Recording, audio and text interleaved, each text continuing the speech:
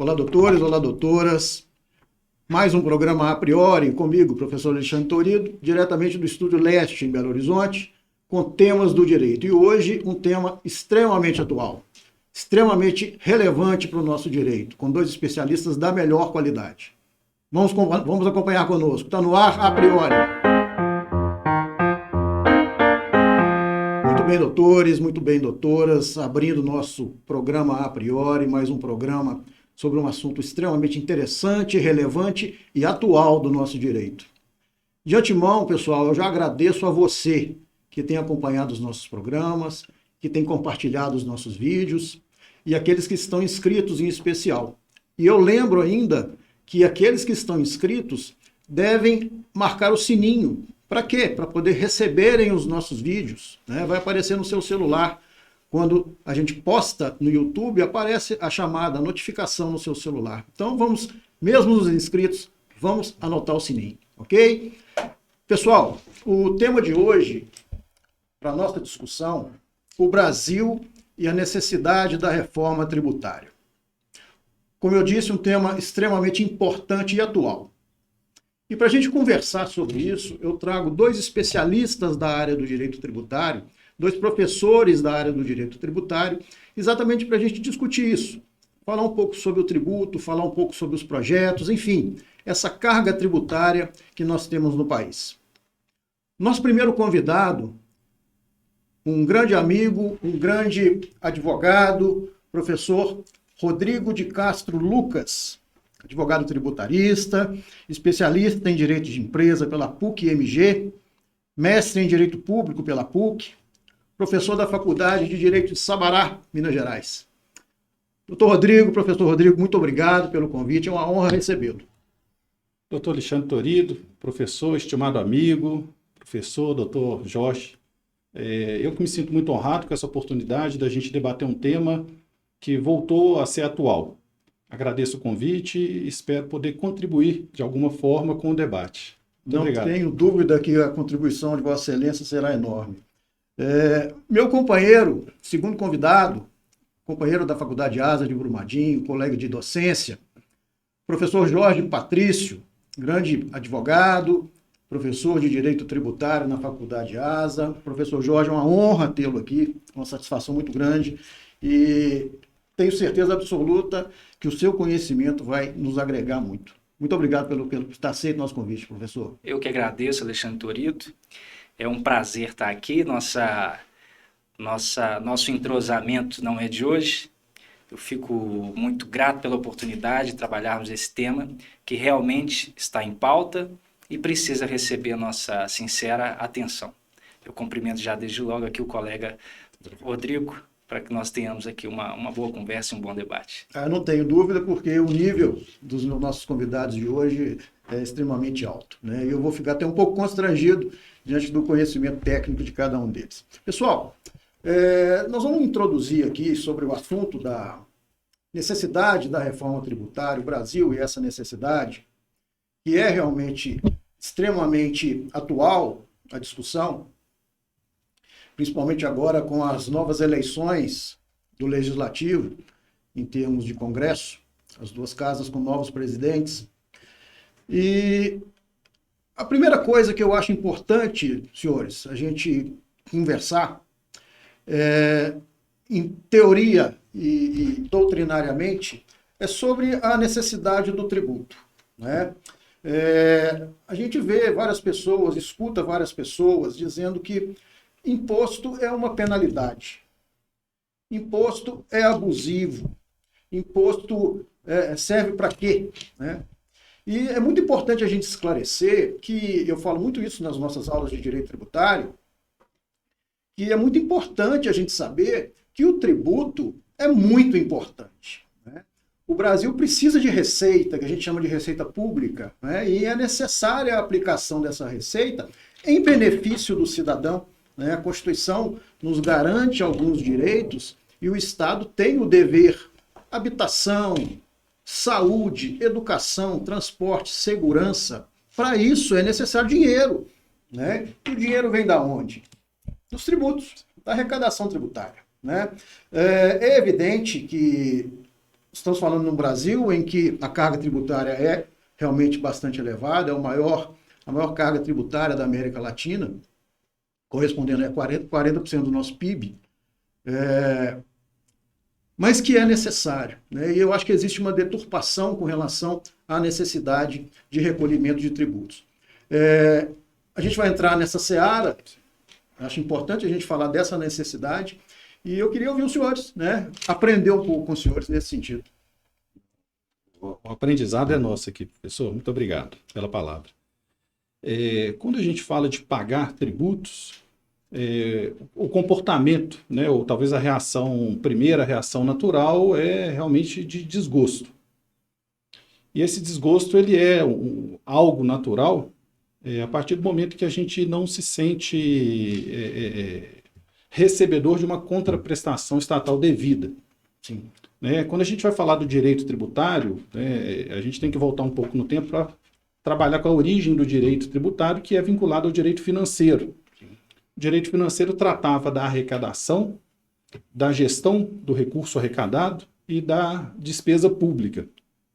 A partir do momento que a arrecadação se tornou algo tão volumoso e tão expressivo, ela se desprendeu e criou um ramo próprio do direito, que foi o direito tributário. O que a sociedade tem discutido e se preocupado agora não é simplesmente com a arrecadação, né? Como você bem colocou, nós somos expert, né? Somos muito bem sucedidos em termos de arrecadação. Sim. Mas o problema do Brasil, especificamente, diz respeito à gestão desse recurso e à eleição de despesas públicas, né, que vão custear políticas públicas satisfatórias à população. E o sentimento é esse, né? A palavra tributo é uma reverência, né? Algo que você deveria pagar mesmo como forma de retribuir algo que lhe foi prestado, que lhe foi oferecido. E a gente sabe que não é bem assim, né? O patamar aí, você falou 40%, vai sempre oscilando, mas sempre próximo de 40% do PIB. Essa é a média. Né? A gente imaginar que toda a riqueza que for produzida no Brasil, a gente tirar de 35% a 40% e entregar para os cofres públicos, né? É elevado? É elevado, mas não é elevado se nós não precisássemos realizar outras despesas pelas quais nós já pagamos. Um exemplo rápido aqui para a gente poder trazer a memória aqui. Você paga lá o seu tributo e você esperaria uma saúde satisfatória, né? Imagine que você, eu pago o tributo e não preciso ter um plano de saúde. Eu pago o tributo e não preciso me preocupar em custear uma despesa com uma universidade, com uma educação. Segurança pública. Sim, né? Eu pago o tributo e tenho que preocupar se eu vou sobrar um dinheiro para poder fazer um seguro do meu carro, um seguro da minha casa. Então, o tempo todo a gente tem despesas duplicadas, né? Porque se você for olhar o percentual do PIB, se equipara aos países do norte da Europa.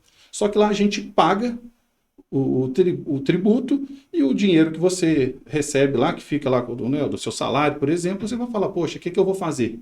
Não tenho que preocupar com saúde, não tenho que preocupar com segurança, não tenho que preocupar com educação. E aí você sente realmente, né, que o Estado ele está lhe devolvendo algo. É interessante o senhor ter colocado essa questão dos estados da Europa, porque a carga tributária no Brasil, ela se equipara muito com os países do primeiro mundo. Né? O problema é a forma como é repassado isso em prol da população. A gente está falando de um país que a corrupção, dizem que hoje ela está menor, mas que ela durante muito tempo sugou, né, do cidadão recursos, né, professor Jorge? É verdade. Eu endosso tudo que o colega Rodrigo apresentou. E lembrando que, na verdade, a carga tributária do Brasil, ela inclusive é mais baixa do que alguns países da Europa, vários, né? Sim. Bélgica, Alemanha, Itália, França. Nós temos uma carga tributária menor. Algo que eu acho que é importante, e a nossa função na academia, super importante, é fazer uma tradução de linguagem e expressões de sentimento. É óbvio que se nós formos trabalhar dentro de um discurso ordinário sobre a legitimidade da prática tributária, é claro que ninguém vai discordar e vai dizer que a prática tributária é absolutamente legítima e necessária a qualquer Estado minimamente civilizado. Até estruturas não civilizadas recorrem a uma prática tributária, quem dirá civilizadas.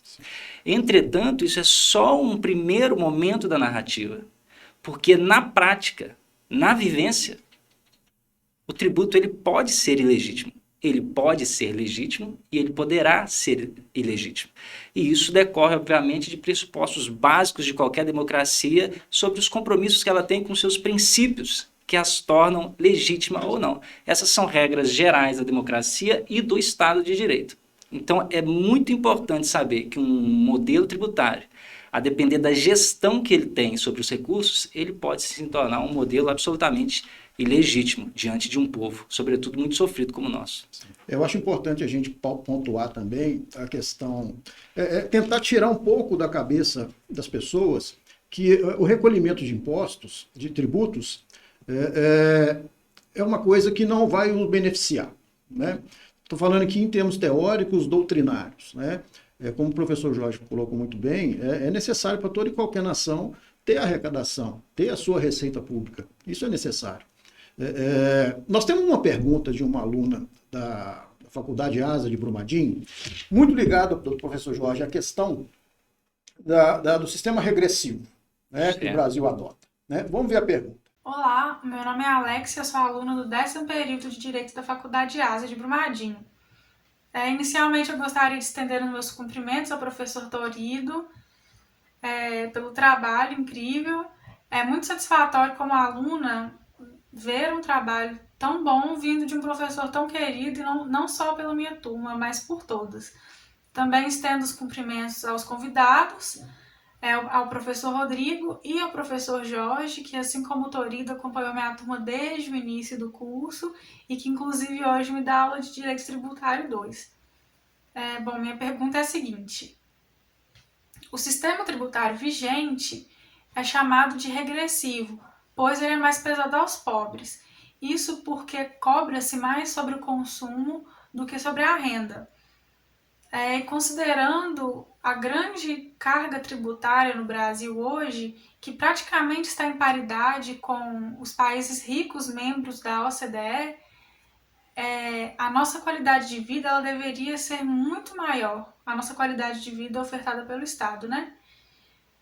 E muito se fala também sobre a diminuição dos tributos sobre o consumo e a tributação das grandes riquezas.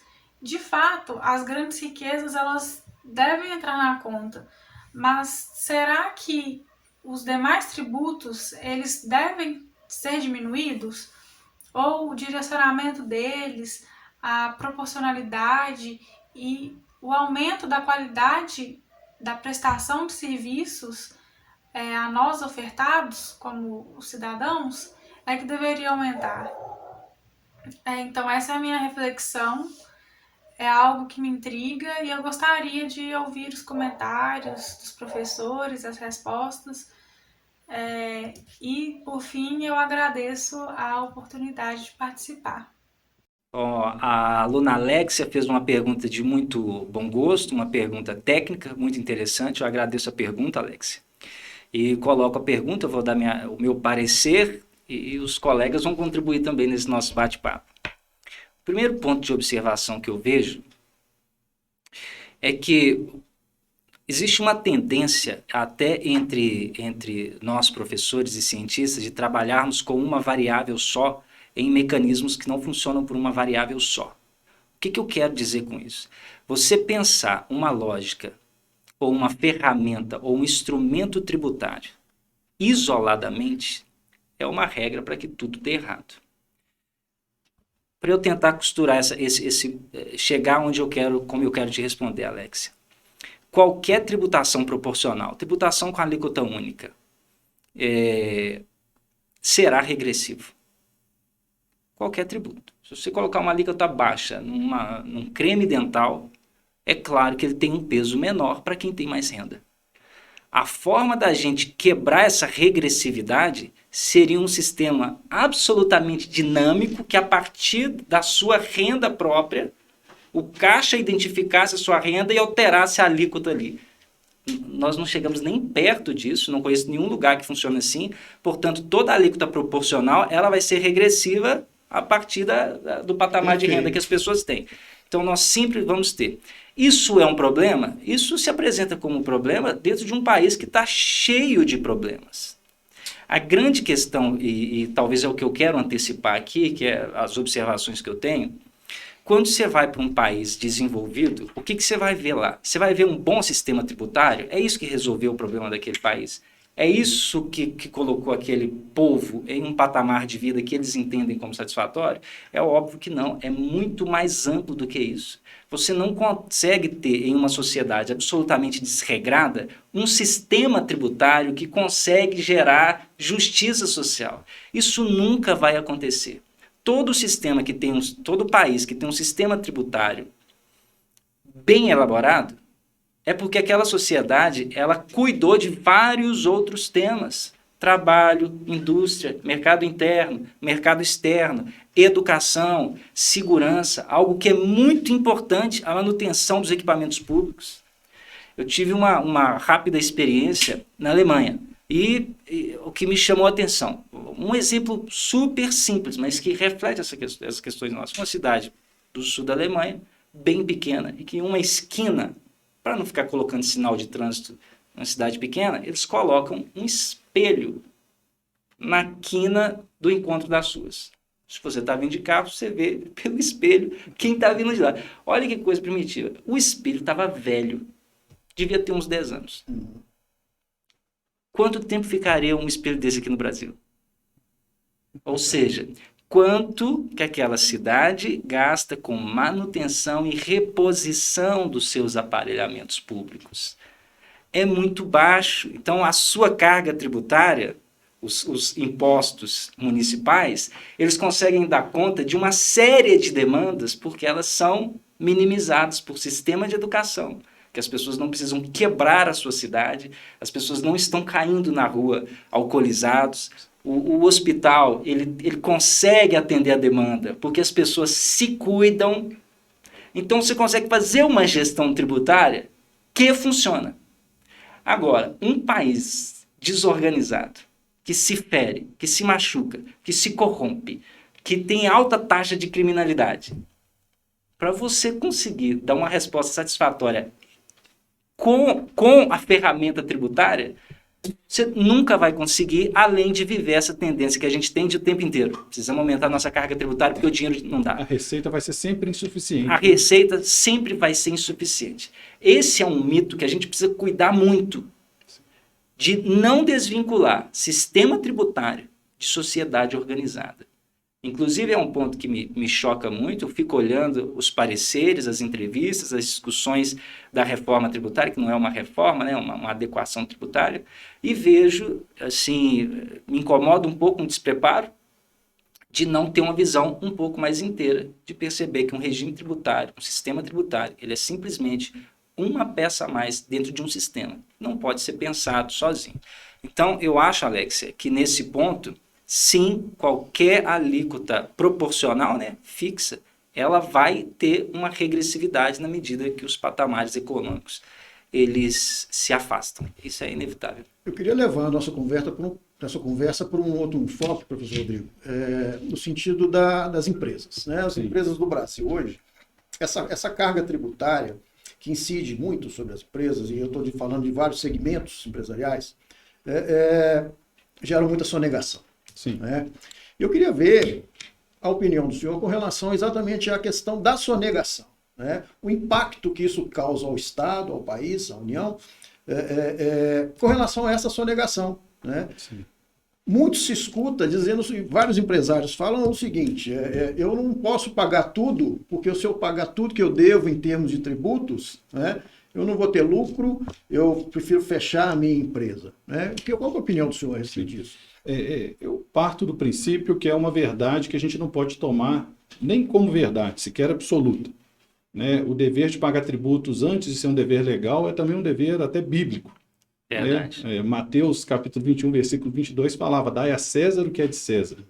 Né? Não é de hoje que a sociedade ela se sente, de fato, incomodada, né? Como a gente falou aqui no início do programa, em pagar os seus tributos. E quando a gente pergunta, né, se é legítima a sonegação a partir do momento que o empresário se sente não recebedor de uma contraprestação estatal, a gente vai entrar naquela discussão, né? O que veio primeiro, o ovo ou a galinha? Né? A carga tributária tem que ser elevada porque a sonegação é alta, ou a sonegação é alta porque a carga tributária é muito elevada. Né? Essa é uma discussão que a gente tem que pensar. É um raciocínio interessante. Né? No primeiro momento, eu sempre me preocupo com fiscalização. Né? A partir do momento que existe sonegação, ela deve ser combatida para que não se mantenha uma concorrência desleal. E é uma realidade, né, Porque é fato, uma fato. Né? realidade. Uma carga tributária de 40%. Se o meu concorrente sonega, eu não tenho condições de me estabelecer no mercado. Então, o tratamento isonômico ele se faz imperativo. Né? Mas não enquanto dá... a gente falar que nós não estamos aqui fazendo apologia à sonegação. Sem dúvida. Né? Pelo contrário, a gente está dizendo que ela existe, na Sim. prática ela existe, né? Mas os impactos disso, né? No retorno ao cidadão dos tributos. Né? E a gente tem que lembrar que tributo não é só imposto. Né? O imposto é uma espécie dos tributos. Nós temos as taxas, outros tipos de contribuições. Né? É claro que os impostos correspondem a um percentual mais elevado da arrecadação, né? Mas que não são só impostos. Né? E os segmentos empresariais têm todos os tributos devidos para os seus competentes entes, né? Estadual, municipal e federal. Tem uma frase muito interessante nesse ponto específico, que é a seguinte: em uma terra onde todos pagam tributos, todos pagam menos. Isso é muito relevante. Perfeito. Porque na medida que começa uma grande faixa sonegar, o peso vai ser carregado por alguém. E começa um desequilíbrio sistêmico. Sim. Então, essa é uma das consequências. E aí vai violar a própria isonomia, igualdade. Isonomia, né? A gente vai entrar realmente na seara mesmo dos próprios princípios constitucionais. Significa dizer, doutores, que a gente precisa de uma reforma. Sim, né? A gente precisa de uma reforma, ela tem as proposições de reforma, e eu queria entrar nessa seara agora. Né? A gente pontuou até aqui a questão da necessidade do tributo, a questão da sonegação, mas precisa mudar, alguma coisa realmente precisa mudar. Né? O impacto realmente está muito, muito sério, e a sonegação também contribui para isso. Sem né? dúvida. E nós temos uma pergunta de uma aluna da Faculdade ASA, especificamente com relação à questão dos projetos. Ótimo. Vamos ver qual é essa pergunta. Olá, meu nome é Júnia Carvalho, eu sou estudante do 9º período de Direito na Faculdade ASA de Brumadinho. Primeiramente, eu cumprimento ao professor Alexandre Torido, agradeço a honra de estar participando do seu programa. Aproveito para cumprimentar os ilustres doutores que compõem a banca do A Priori hoje. A pergunta que eu direciono aos doutores é referente ao tempo estimado de implementação das PECs apresentadas. Com o raso conhecimento que tenho, a PEC 110 de 2019, que é uma proposta do Senado, uma proposta muito interessante, ela tem um tempo estimado para implementação de apenas 5 anos. Isso me intriga porque essa é uma proposta muito abrangente. Ela pretende extinguir 9 tributos, criando um único tributo denominado IBS. Ela aumenta o imposto de renda sobre o patrimônio, logo quem tem mais, paga mais, proíbe os incentivos fiscais e distribui as competências entre os entes federais, estaduais e municipais. Isso, dentre outras ideias que essa proposta abrange. Logo, hoje, eu gostaria que os doutores apresentassem, abordassem as propostas de emenda à Constituição e pudessem falar um pouco sobre o tempo de implementação de cada uma delas. Desde já eu agradeço, um abraço. Júnior, muito obrigado pela sua pergunta, excelente pergunta, e revela por si só, né, a qualidade da pergunta, o nível dos alunos, né, muito bem aí assistidos, né, pelo professor Jorge, pelo professor Torido. E é um tema realmente, o Júnior, que a gente tem que voltar a discutir. Por que eu falo voltar a discutir? Um dos primeiros debates que eu estimulei entre os meus alunos, né, eu iniciei a minha carreira docente em 2002, lá em 2002, então há 18 anos, já se discutia uma necessidade de uma reforma tributária. E eu vejo que os temas que nós discutíamos lá ainda são temas pertinentes. Quando a gente fala de tributação, e você destacou aí a proposta de emenda constitucional a 110 de 2019, basicamente a gente tem que voltar naquela ideia da incidência do tributo. O tributo ele vai incidir sempre sobre 3 frentes: ou sobre o consumo, ou sobre a propriedade, ou sobre a renda. Quando a gente vê a característica, né, do tributo no Brasil, ele incide fortemente sobre o consumo. Enquanto a média internacional é de 32% da incidência da carga tributária sobre o consumo, estudos recentes revelaram que no Brasil é de 54%. E como o professor Jorge colocou, né, eu adorei o exemplo dele, que é o exemplo que eu sempre utilizei também com os meus alunos, era da possibilidade do caixa do supermercado ele tivesse ali a consciência, a condição de aplicar a progressividade tributária. É um exemplo que eu sempre trabalhei em sala de aula também, professor. Vai comprar 1 quilo de feijão.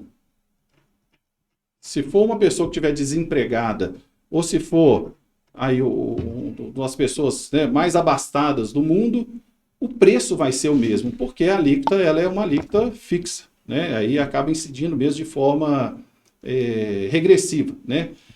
E o princípio norteador é um artigo que eu sempre gostei muito da Constituição Federal, artigo 145, né, no seu parágrafo 1º, ele fala: sempre que possível, os impostos terão caráter pessoal e serão graduados segundo a condição financeira, a condição econômica do contribuinte, né, a capacidade dele de pagar.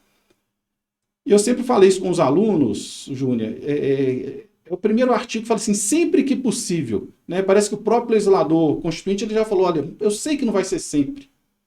Só que olha o problema, se a nossa carga tributária ela está incidindo sobre o consumo, 54%, né, sobre o consumo, e nos impostos que incidem sobre o consumo eu não consigo aplicar a progressividade, esse princípio ele fica afastado.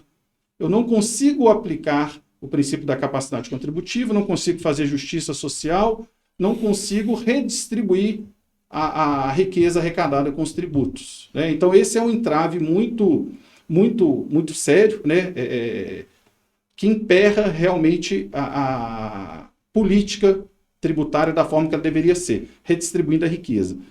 E a PEC ela acaba olhando sobre isso. De que forma que ela olha sobre, ela tem esse olhar, né? Uma das preocupações aí do legislador, essa proposta de emenda à Constituição, ela está lá no Senado, a 110 de 2019, é reduzir a carga tributária sobre o consumo. De que forma? No projeto já tem aí 9 impostos que seriam tributos, né? Vamos usar o termo correto, a gente está na discussão aqui acadêmica, 9 tributos que seriam condensados em apenas um tributo.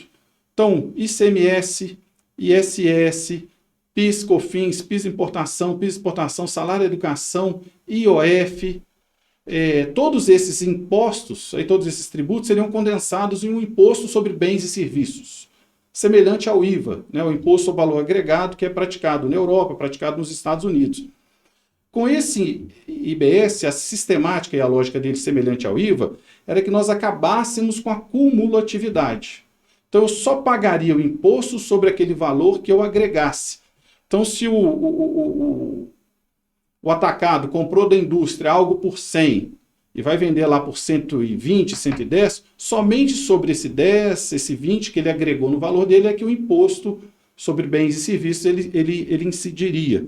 Então, uma das primeiras preocupações aí é unificar, e quando a gente fala de unificação, a gente fala de simplificação, né? Porque o custo da empresa hoje, ele não é um custo simplesmente de pagar, é de gestão, né? São grandes departamentos de contabilidade, necessidade de advogados especializados em direito tributário, e nós, né, reconhecemos a nossa dificuldade, converso com os contadores, porque a gente tem o conhecimento, esse conhecimento parece que ele não é suficiente pela quantidade de normas publicadas, pela quantidade de modificação legislativa, o tempo todo há uma necessidade de atualização por parte do advogado, por parte do contador. E isso implica um custo da própria estrutura da empresa, né?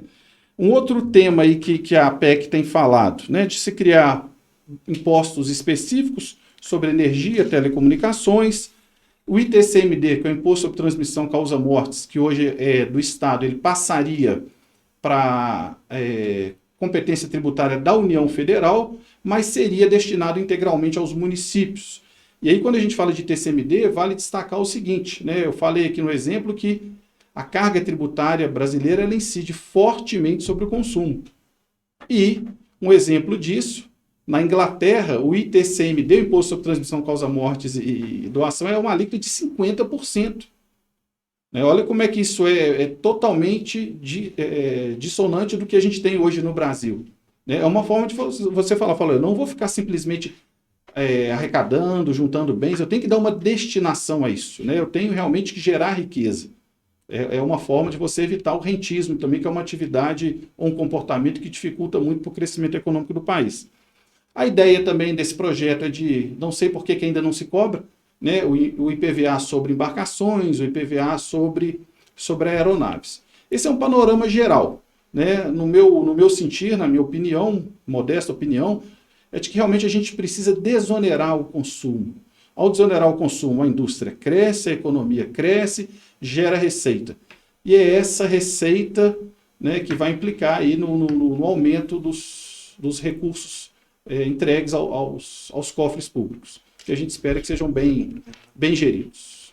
Mas muito obrigado, Júnior, pela sua participação. Espero ter contribuído de alguma forma aí com a sua expectativa.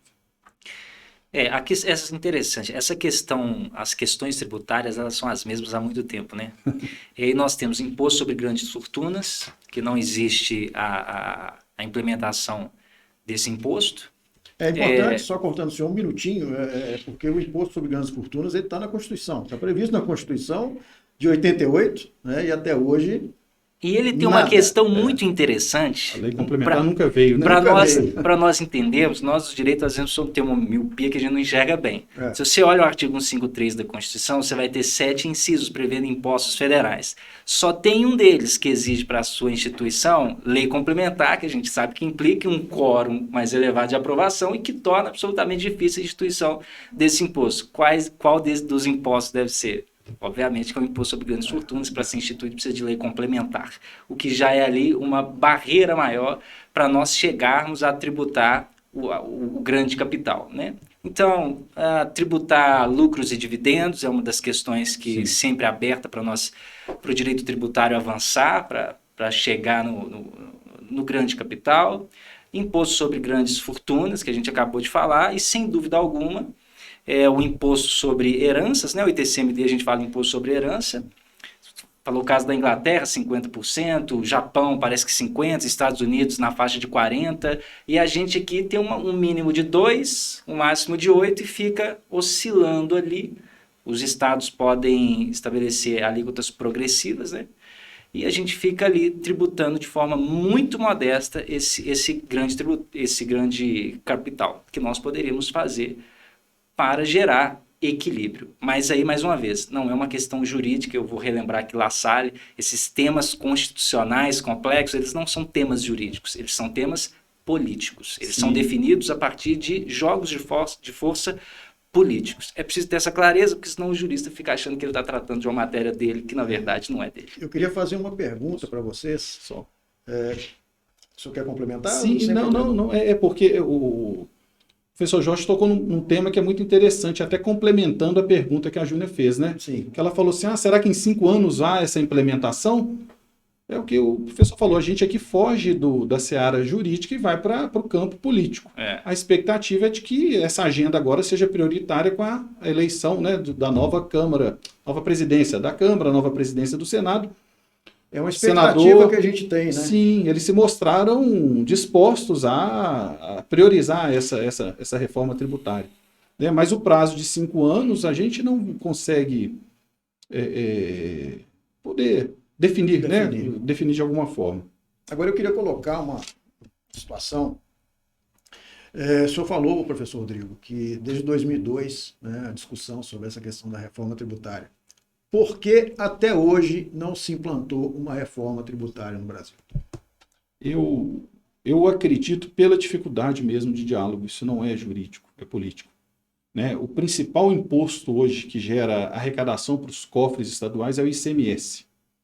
E eu me lembro, na pós-graduação que eu fiz em 2001, né, o professor falou comigo assim, filhos, estudem, porque se você souber um imposto só na vida, você vai ter serviço para o resto da sua vida. E ele brincou, falou, e o ICMS, se vocês souber ele, você vai estar falando mentira. Porque nós temos 27 legislações parecidas. no país, né? São 27 regulamentos parecidos. E quando a gente fala de unificar, criar um IBS, um Imposto sobre Bens e Serviços, como que a gente unificaria interesses de estados para poder criar um imposto federal que incidisse sobre a principal fonte de arrecadação? A menina dos olhos do Estado. Sim. Né? Então passa mesmo por essa dificuldade. Professor Jorge. O Alexandre Toledo, meu amigo e meu novo amigo agora, doutor Rodrigo. Eu vou me permitir responder por uma via oblíqua. Quando um país quer se tornar um país sério, ele toma decisões sérias, né? Quando me torno homem, começo a decidir e pensar como homem e abandono as coisas de menino. Esse é um primeiro ponto. E um segundo ponto muito importante que o nosso Senhor Jesus Cristo falou para a gente com muita clareza: ninguém serve a dois senhores. Isso não é possível. Ou você escolhe um modelo racional e você vai conseguir levar o seu país para frente, ou você vai ficar com reformas, com jogos políticos que não produzem, que não frutificam no país. A Finlândia, até a metade do século passado, era considerado um país pobre. E eles pretenderam mudar essa história. Eles não mexeram no sistema tributário.